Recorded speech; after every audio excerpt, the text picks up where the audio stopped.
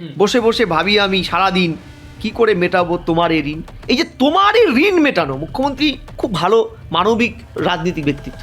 রাজীব কুমার সারদার সমস্ত physical and digital evidence লোপাট করলো, লাল ডায়েরি পেন ড্রাইভ লোপাট করলো।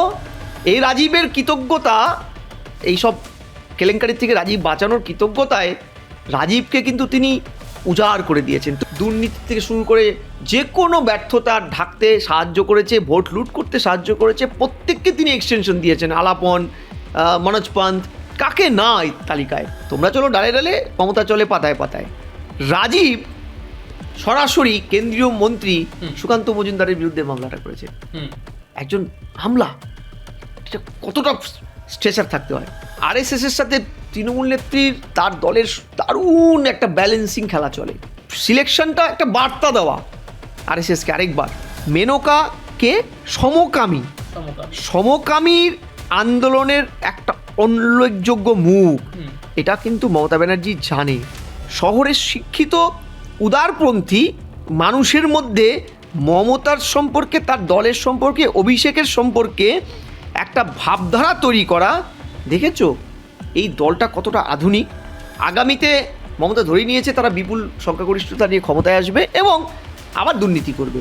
যত বেশি ভোট বাড়বে তৃণমূলের দুর্নীতিও তত বাড়বে। সেখানে সুপ্রিম কোর্টে যেতে হবে, ওখানে একটা কমফর্ট জোন তৈরি করে দিল, তৈরি করে দিল। আগামী নির্বাচনের পরে মমতা দিল্লিতে 29-এর ভোটের প্রাইম ফ্যাক্টর হতে যাচ্ছে। বিরোধী মুখ তৃণমূল নেত্রী বলেছিল দাঙ্গাবাজ, সেহেন মানুষটিকে অভিষেকের হাত ধরে দলে আসার পরে যখন বালিগঞ্জে ভোটে জেতালো, মার্জিনটা খেয়াল করো, খুব কম মার্জিনে জিতেছিল। বাবুল সুপ্রিয় খুব কমফোর্ট হতে পারছিল না দলে এত বছরেও, তাকে ক্যারেজ করে দেওয়া হলো। স্যার, তৃণমূলের তরফ থেকে যে 4 জন রাজ্যসভা সাংসদের নাম ইতিমধ্যে প্রকাশ করা হয়েছে, সেইখানে রাজীব কুমারের নাম অতি চর্চায়, সঙ্গে 3 জনের নামও কম বেশি চর্চায় রয়েছে। এই গোটা বিষয়টা, এই 4 জনের নাম আপনি কীভাবে দেখছেন? তৃণমূল কেন এদের সিলেক্ট করলো? দেখো, প্রথম কথা, রাজ্যসভার এই প্রতিনিধিত্ব করাটা তৃণমূল নেত্রীর কাছে কিন্তু একটা প্রেশারলেস একটা এক্সপেরিমেন্টের প্ল্যাটফর্ম। রাজ্যসভায় উনি এর আগেও চমক দিয়েছেন, শকত গোখেল, সুস্মিতা দেব এনেছেন, এইখানে একটা বৈচিত্র্য এনেছেন এবং তার কৌশলগত দিক থেকেই বৈচিত্র্য এনেছেন। কখনো তিনি প্রত্যন্ত আদিবাসী মুখ এনেছেন, মুসলিম মুখ এনেছেন, কারণ এখানে তার খোয়ানোর কিছু নেই, তাই তো। এবার তিনি প্রবাহের বাইরে বেরোলেন। 4টে যে সিট তিনি পাঠালেন, 4 জন আপাতত, কারণ 5ম সিটে এখনও কিন্তু খেলা বাকি। আমি 4টা সিট নিয়ে বলিনি, তারপরে 5ম সিটে আসছি।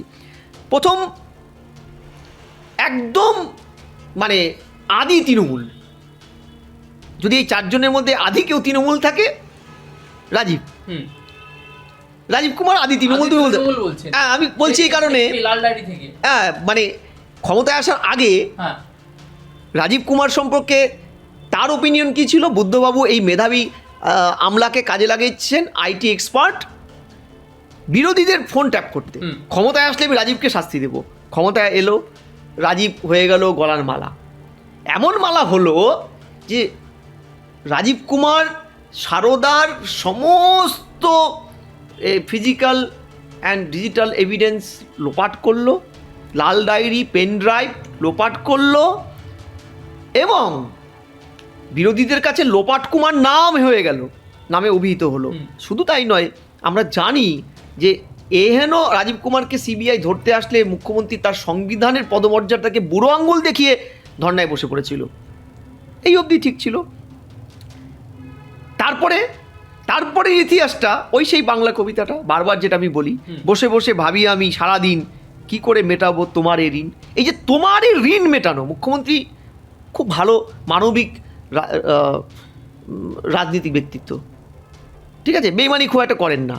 তার জন্য হাঁটু জলে নেমেছেন তিনি, গলা জলে নামবেন রাজনীতিবিদ হিসেবে। তা না হলে এই রাজীবের কৃতজ্ঞতা, এইসব কেলেঙ্কারির থেকে রাজীব বাঁচানোর কৃতজ্ঞতায় রাজীবকে কিন্তু তিনি উজাড় করে দিয়েছেন। তুমি দেখো, আইপিএস, তাকে মণিভাণ্ডয় বসিয়ে আইটির মাথায় বসালেন, যেটা হয় না, ওটা আইএসদের জায়গা। তারপরে সমস্ত মানে অভিজ্ঞদের টোপকে তিনি ডিজিপি করতে পারবেন না ওকে, তাই ভারপ্রাপ্ত করে রেখে কেন্দ্রীয় আইনকে বুড়ো আঙ্গুল দেখালেন, বারবার মুখ পুড়ল। গত 1 মাস আগে তো চরম মুখ পুড়ল এতে গিয়ে। তো এটা এবার প্রশ্নটা হলো, রাজীব লাস্ট যে টেনিওরটা, আমরা জানি রাজ্যের মুখ্যমন্ত্রী তাদের সমস্ত তার তাবেদার আমলাদের, যারা তাকে তাদের কর্মজীবনে উজাড় করে দুর্নীতি থেকে শুরু করে যে কোনো ব্যর্থতা ঢাকতে সাহায্য করেছে, ভোট লুট করতে সাহায্য করেছে, প্রত্যেককে তিনি এক্সটেনশন দিয়েছেন। আলাপন, মনোজ পান্ত, কাকে না এই তালিকায়, ঠিক আছে? আজকে সবাই ভেবেছিল রাজীবকেও নিশ্চয়ই দেবে, আরও বড় আকারের দেবে। রাজীব পায়নি। রাজীব রিটায়ারমেন্টের আগে মেসি কাণ্ডে মুখ্যমন্ত্রীর প্রকাশ্য গালিগালাজ খেয়েছে। অভিষেকের ব্যাড লিস্টে 1 নম্বরে। মানুষ ভেবেছিল রাজীবের এবার সাংঘাতিক অবস্থা হবে, রিটায়ার হবে, রাজীবকে কেন্দ্রীয় সরকার চেপে ধরবে, সাংঘাতিক পাবে, কারণ আইপ্যাক মামলাতেও তিনি ফেসে গেছেন। কিন্তু তোমরা চলো ডালে ডালে, মমতা চলে পাতায় পাতায়। মমতা ব্যানার্জি তাকে পাঠালেন রাজ্যসভায়। কেন? শুধু কি এই সব তদন্ত ঢাকার জন্য, রাজীবের মুখ বন্ধ রাখার জন্য? এটা এতটা সহজ নয়। এখানে আরও কিছু 4টে পয়েন্ট আছে। কীরকম? রাজীব ক্যাডার, ইউপির বাসিন্দা, দিল্লির অন্দরমহলে দুর্দান্ত হোল্টার, বিশেষ করে অজিত দোভালের সাথে তার দারুণ সখ্যতা। এই যে ভারত পশ্চিমবঙ্গের সীমান্ততে যে সমস্যাগুলো তৈরি হচ্ছে, এই সমস্যাগুলোয় ওর স্টাডি একদম নখদর্পণে, আমরা জানি। এই জায়গায় দাঁড়িয়ে অজিত ডোভালের সাথে বকলমে ভারত সরকারের সাথে একটা কোরিলেশন যে গড়ে উঠবে পরবর্তীকালে, যাতে মুখ্যমন্ত্রীর প্রশাসন কিছুটা হলেও নাক কাটার থেকে বাঁচবের পরে, এই অস্বস্তিকর পরিস্থিতি কাটানোর জন্য মমতা ব্যানার্জি এই রিসোর্সটাকে প্রথমে কাজে লাগালেন। দ্বিতীয়, রাজীব সরাসরি কেন্দ্রীয় মন্ত্রী সুকান্ত মজুমদারের বিরুদ্ধে মামলাটা করেছে। একজন হামলা, এটা কতটা স্ট্রেচার থাকতে হয়? এই জায়গায় সুকান্ত মজুমদারকে বিরুদ্ধে মানহানি মানে ভারত সরকারের বিরুদ্ধে মানহানি, এটা মুখ্যমন্ত্রী জানেন। তাই তাকে সমতুল্য, সুকান্ত মজুমদারের সমতুল্য পলিটিক্যাল স্ট্যাটাস দেওয়ার খাতিরে এটা করা। তৃতীয়, হিন্দি ইংরেজি দুর্দান্ত চৌকস বলতে পারবেন। চতুর্থ, রাজীব দিল্লির এলিট সোসাইটিতে, বাংলার শহরে বাবুদের মধ্যে কাজের সূত্রে একটা গ্রহণযোগ্যতার জায়গা তৈরি করে নিয়েছে। এই সব জায়গায় মমতার পপুলারিটি দরকার। আগামী দিল্লির রাজনীতিতে ওর দরকার দিল্লির এলিট সোসাইটির মধ্যে ওঠা বসা। দিল্লিতে তার সেই অর্থে গ্রাম নেই। এবার তুমি বলবে, স্যার এ তো গেল রাজীব কুমার। এইবার যদি তুমি বলো আরেকজন, তিনি হচ্ছেন মেনকা গুরুস্বামী। কে তিনি? বিজেপির আরএসএসের স্ট্র্যাটেজিস্ট মোহন গুরুস্বামীর মেয়ে। তাকে কেন নিলেন? এখানেও অনেকগুলো ব্যাখ্যা। মেনকা আরএসএসের লোক, আর তৃণমূল নেত্রী সম্পর্কে বলাই হয়, এবং আরএসএস নিজেও বলেছে আরএসএসের দুর্গা। আরএসএসের সাথে তৃণমূল নেত্রীর, তার দলের দারুণ একটা ব্যালেন্সিং খেলা চলে, যেটাই তার জীবন কাঠি। বিজেপির এগেনস্টে এটা তার জীবন কাঠির ভূমিকা নেয়। এই সিলেকশনটা একটা বার্তা দেওয়া আরএসএসকে আরেকবার, প্রথম। দ্বিতীয়, দেখো মেনকা হচ্ছে এলজিবিটি, অর্থাৎ শহরে যে ভাষাটা ব্যবহার করে সমকামীর আন্দোলনের একটা উল্লেখযোগ্য মুখ। এটা কিন্তু মমতা ব্যানার্জি জানে। এই জায়গায় তাকে সিলেক্ট করা মানে শহরের শিক্ষিত উদারপন্থী মানুষের মধ্যে মমতার সম্পর্কে, তার দলের সম্পর্কে, অভিষেকের সম্পর্কে একটা ভাবধারা তৈরি করা। দেখেছো এই দলটা কতটা আধুনিক, বস্তাবচা। এই যে LGBTQ যে আন্দোলন সম্পর্কে একটা গোড়াপন্থী, বিশেষ করে বিজেপি একটা বড় অংশের নেতা, হিন্দুত্ববাদী নেতাদের যে একটা গোড়ামি, সেইটার সমূলে আক্রমণ করে শহরের ভোটারদের মধ্যে একটা পপুলারিটি পেল, সেটা দিল্লি বলো বা এখানে বলো। তৃতীয়, মেনকা মুখ্যমন্ত্রীর ত্রাতা, তার দলের দুর্নীতির, করাপশনের ত্রাতা। কেন? আরজি কর বলো, চাকরি চুরি বলো, আইপ্যাক মামলা বলো, এই মেনকা কিন্তু সুপ্রিম কোর্টে হ্যাঁ। কপিল সিব্বল, মনু সিংভিদের সেম স্ট্যাচারের আইনজীবী। এই আইনজীবীকে ঘরে রাখা, যেমন তিনি মনু সিংভিকে রেখেছিলেন, একে রাজ্যসভায় তোলা মানে নিজের ঘরের মেম্বার করা। এই ঘরের মেম্বার করলে যে দায়বদ্ধতা তৈরি হবে শুধু নয়, সুপ্রিম কোর্টে যে লবিটা চলে সেই লবির মুখটা যে মমতা ধরে ফেললো। আগামীতে মমতা ধরে নিয়েছে তারা বিপুল সংখ্যাগরিষ্ঠতা নিয়ে ক্ষমতায় আসবে এবং আবার দুর্নীতি করবে। যত বেশি ভোট বাড়বে তৃণমূলের দুর্নীতিও তত বাড়বে। সেখানে সুপ্রিম কোর্টে যেতে হবে, ওখানে একটা কমফর্ট জোন তৈরি করে দিল, আগেভাগেই হ্যাঁ তৈরি করে দিল। এই যে রসায়নটা মমতা করে নিল। এবং চতুর্থ, মেনকা দিল্লির অন্যতম মুখ, তেলেঙ্গানার মেয়ে দিল্লির মুখ। আগামী নির্বাচনের পরে মমতা দিল্লিতে 29-এর ভোটের প্রাইম ফ্যাক্টর হতে যাচ্ছে, বিরোধী মুখ। তাই দিল্লির এলিট ঘরে মমতার, সর্বভারতীয় স্তরে মমতার চিন্তাভাবনা, আইডিওলজি, প্রগতিশীলতার প্রতীক মমতা, এই বার্তাটা তো তোকে দিতে হবে রে বাবা। এবার তুমি চলে আসো কোয়েল, তাহলে কি করলো স্যার? কোয়েল দোয়েল কোনো তো রাজনীতিতে ছিলই না, তার বাবা বিধায়ক ছিল, তো সে তো রাজনীতিতে যেতই না। কোয়েল নিপাট বাঙালি ঘরের স্বচ্ছ ভাবধারার বাঙালি মেয়ে, সুগৃহিণী, ভালো অভিনেত্রী, কোনো বিতর্ক নেই তার। তাকে দিতে পারলে টলিগঞ্জে যে মমতার এই মুহূর্তে তৃণমূলের যে ক্ষয় শুরু হয়েছে, বিজেপি কালচারাল সেল ঢুকে গেছে, অরূপ স্বরূপের কুকীর্তিতে নাজেহাল শিল্পী সাহিত্যিকরা, দুদিন পরপরই স্ট্রাইক ফাইক হয়, এখানে একটা গ্রহণযোগ্যতা মমতার তৈরি হলো। কলকাতার এলিট পার্টটায় বার্তা গেল। তুমি বলবে কেন বারবার শহরে মানুষদেরকে বার্তা দেওয়া হচ্ছে, সেটা পরে আসবো। বাবুল সুপ্রিয়কে হার্ডকোর বিজেপির লোক, মোদির ক্যাবিনেটের মন্ত্রী, তৃণমূলের শাসনকালে সবচেয়ে বেশি তৃণমূল যার সাথে ঝগড়া করেছে তিনি বাবুল সুপ্রিয়।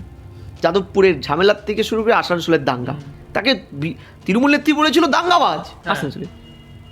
সেহেন মানুষটিকে অভিষেকের হাত ধরে দলে আসার পরে যখন বালিগঞ্জে ভোটে জেতালো, মার্জিনটা খেয়াল করো, খুব কম মার্জিনে জিতেছিল। তৃণমূলের এত প্রচারের পরেও সেই অর্থে ভোটে দাগ কাটতে পারেনি। তাই তৃণমূলের হেডেক ওকে বালিগঞ্জে আবার দাঁড় করালে ও মন্ত্রী হতে পারে, নাও জিততে পারে। তাই ওকে মোটামুটি ছকে বেঁধে দেওয়া হয়েছিল, তুমি যাও আসানসোল দক্ষিণে অগ্নিমিত্রা পলের বিরুদ্ধে দাঁড়াও।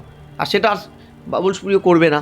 বাবুল সুপ্রিয় ওই জন্য কিছুদিন ধরেই খুব গাইছিল আমি গানের জগতে ফিরে যাব, এটা দলকে বার্তা দেওয়া। দলও বুঝেছে, যা বাবা তুমি মিনিস্টার থাকছো, তুমি রাজনীতিতে লাগবে না, তোমার অনেক বিতর্ক আছে, মুসলিমদের মধ্যেও গ্রহণযোগ্যতার অভাব আছে, দলের ইমেজ খারাপ হচ্ছে, তাছাড়া ইন্দ্রনীল আরেক গায়ক, তার তো একটা আদায় কাজ করায় সম্পর্ক, তাই এসব বিতর্ক নয়। আর বাবুল সুপ্রিয় খুব কমফোর্ট হতে পারছিল না দলে এত বছরেও, তাকে ক্যারেজ করে দেওয়া হলো। এবার তুমি বলবে শহরের ভোটারের জন্য মমতার ইমেজ কেন? 24-এর নির্বাচনটায় চলে যাও। কেন বলছি? এই 4 জনের নির্বাচনটা একটা ডাইমেনশন, মাল্টি ডাইমেনশনে ভাবনা। 24-এর নির্বাচনে মমতা ব্যানার্জি পশ্চিমবঙ্গের 76টা মিউনিসিপ্যালিটি অ্যান্ড কর্পোরেশনে ভোটে পিছিয়েছিল। অর্থাৎ শহরের মানুষ মমতাকে সহ্য করতে পারছে না, গ্রহণযোগ্যতা তলানিতে। শিক্ষিত মানুষ তো, সচেতন মানুষ, এদের মধ্যে গ্রহণযোগ্যতা ফেরাতে গেলে শহরের ফেরো। মমতা ব্যানার্জি তো রাজ্যসভায় আদিবাসীদেরও পাঠিয়েছিল, প্রকাশকে পাঠিয়েছিল, মুসলিমদের একাধিকবার পাঠিয়েছে। এখন লুক টু আরবান, যত্র দেশে যদাচার, যেমন হয়, এরই পার্ট এটা।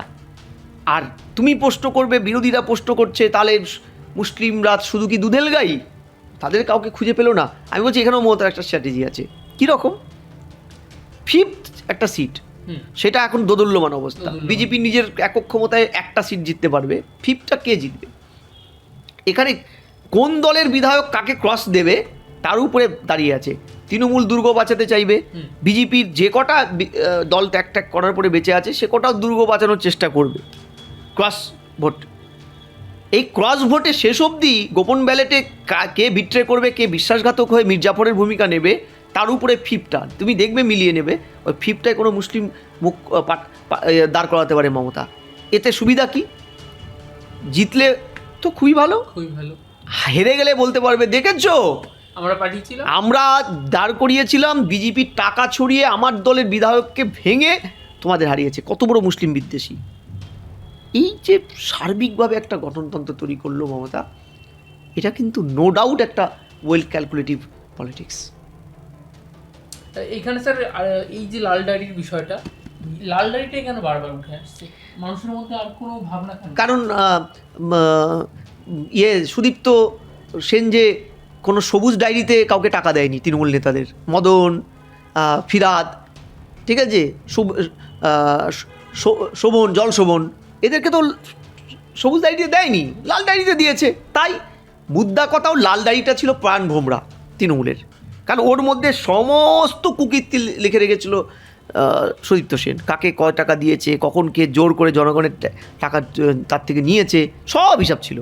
ফলে ওই ডায়েরিটা চলে গেলে তো সর্বনাশ, তৃণমূল 16তেই চলে যায় ক্ষমতার থেকে। ফলে লোপাট কুমার সেটাকে লোপাট করেছে বলেই তো আজকে তৃণমূল গলা বাজাচ্ছে। মনে আছে ধরা পড়ার পরে কুণাল ঘোষ কী বলেছিল, সারদার মেন বেনিফিশিয়ারি মমতা ব্যানার্জি, আমার সাথে মুখোমুখি বসিয়ে মমতাকে ইন্টারোগেশন করুক সিবিআই, সব বেরিয়ে যাবে। আজ অবধি তিনি তার কথাটা উইথড্র করেছেন? করেননি। মমতার দল থেকেও এটার বিরুদ্ধে কোনো স্টেটমেন্ট দেওয়া হয়নি। অর্থাৎ সার্বিকভাবে সব দিকটা চিন্তা করেই এই 4 জন এবং আগামীতে 5তমটাও দেখবে দেওয়া হবে।